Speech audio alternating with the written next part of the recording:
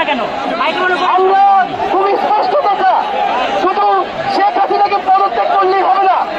এই যে খুন, লুটপাট, দুর্নীতি এই দেশে হয়েছে, তার বিচার হতে হবে।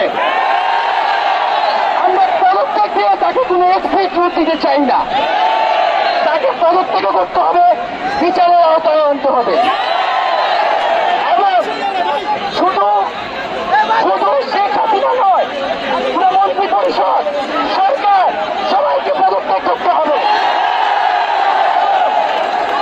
এবং এই যে রেজিম, এই যে ফ্যাসিবাদী শাসন ব্যবস্থা, এটাকে বিলোপ করতে হবে।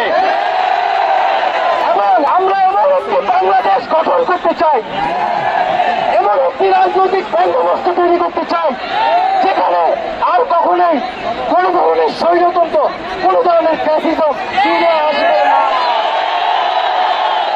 আমরা সেই এক দফার উদ্দেশ্যে আমাদের এক দফাটি হল শেখ হাসিনা সহ এই সরকারের পতন এবং ফ্যাসিবাদের বিলোপ।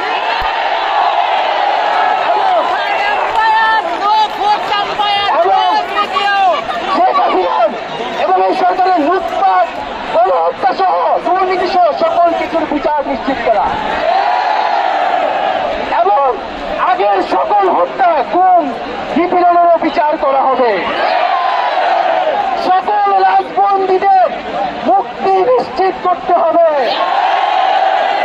আমরা প্রয়োজনে জেল মুক্ত করে আমার ভাইদেরকে নিয়ে আসবো।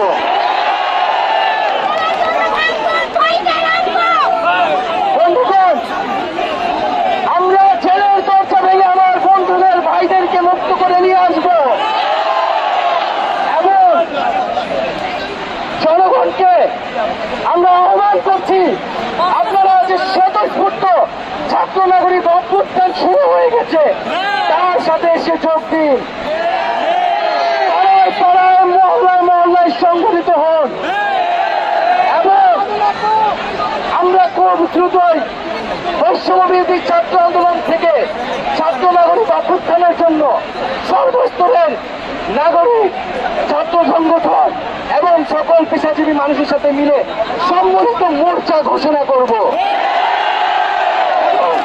সকলের সাথে আলোচনার মাধ্যমে ভবিষ্যৎ বাংলাদেশের জাতীয় রূপরেখা আমরা খুব শীঘ্রই আপনাদের সামনে হাজির।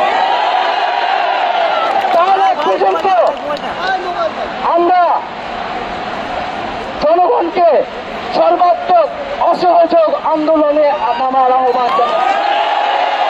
আগামীকাল থেকে সর্বাত্মক অসহযোগ আন্দোলন চলবে। এই খুনি সরকারকে আমরা কোনোভাবে সমর্থন দিব না, কোনোভাবে কোঅপারেট করব না।